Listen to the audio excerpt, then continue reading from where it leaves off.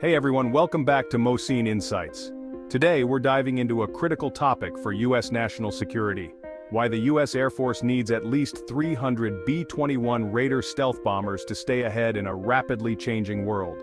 The B-21 is the future of American air power, but is the current plan for just 100 enough? Spoiler alert, experts say no. Stick around as we break down the reasons why, backed by military strategy and real-world examples. Let's get started. The B-21 Raider is the U.S. Air Force's next-generation stealth bomber, designed by Northrop Grumman to replace aging B-1 Lancers and B-2 Spirits. Unveiled in 2022, it's a technological marvel, boasting advanced stealth, long-range strike capabilities, and the ability to deliver both conventional and nuclear payloads. Its open systems architecture allows for rapid upgrades, and it's even designed for future unmanned operations. At roughly $700 million per unit, it's 70% cheaper than the B-2, making it a cost-effective powerhouse. But here's the catch: the Air Force plans to build at least 100. Experts argue that's not nearly enough. Let's talk about the problem. The U.S. bomber fleet is in trouble. Right now, the Air Force relies on just 19 B-2 Spirits, over 40 B-1 Lancers, and about 60 B-52 Stratofortresses. Sounds like a lot, right?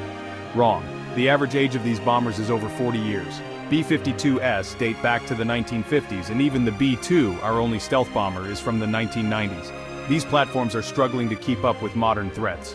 By 2030, projections show the fleet shrinking to just 172 bombers, with most being non-stealth B-52s and B-1s, unsuitable for penetrating advanced air defenses. We're in an era of great power competition. China and Russia are, rapidly modernizing their militaries. China's H-20 stealth bomber and H-6N bombers can strike U.S. assets like Guam, while Russia's air defenses like the S-400 make non-stealth platforms pretty much obsolete. The U.S. needs a bomber force that can penetrate these defenses, strike deep, and deter aggression in multiple theaters. Think the Indo-Pacific and Eastern Europe at the same time. Experts like Mark Gunzinger and Dr. Rebecca Grant argue for a fleet of 200 to 400 B-21s to meet these challenges. Why?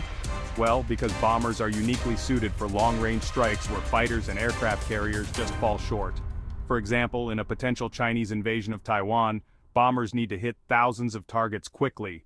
A fleet of 100 B-21s can't really sustain that tempo, especially if some are in maintenance or deployed elsewhere. Deterrence is key. A larger B-21 fleet, say 300 or more, sends a clear message: the U.S. can strike anywhere, anytime, without being detected.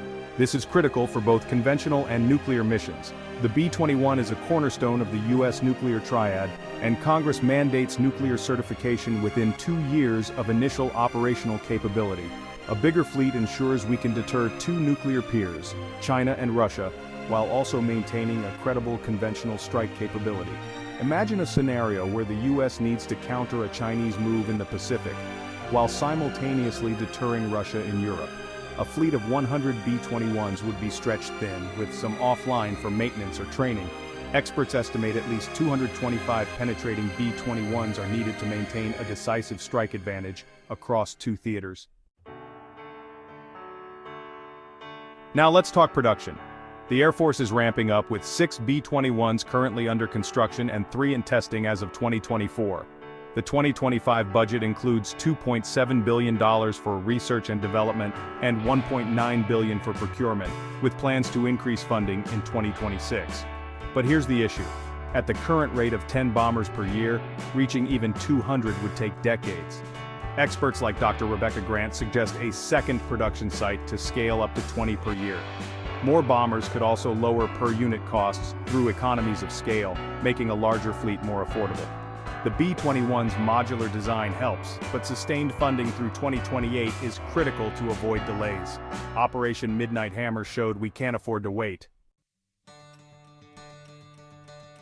So, why 300 or more B-21 Raiders?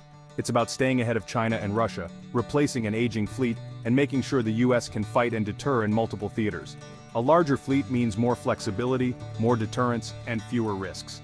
As Major General Jason Armagost said, quantity is the B-21's most critical quality. With only 100, we're really gambling with national security. With 300, we're projecting unmatched power. Thanks for watching. What do you think? Should the US aim for 300 B-21s, or is 100 enough?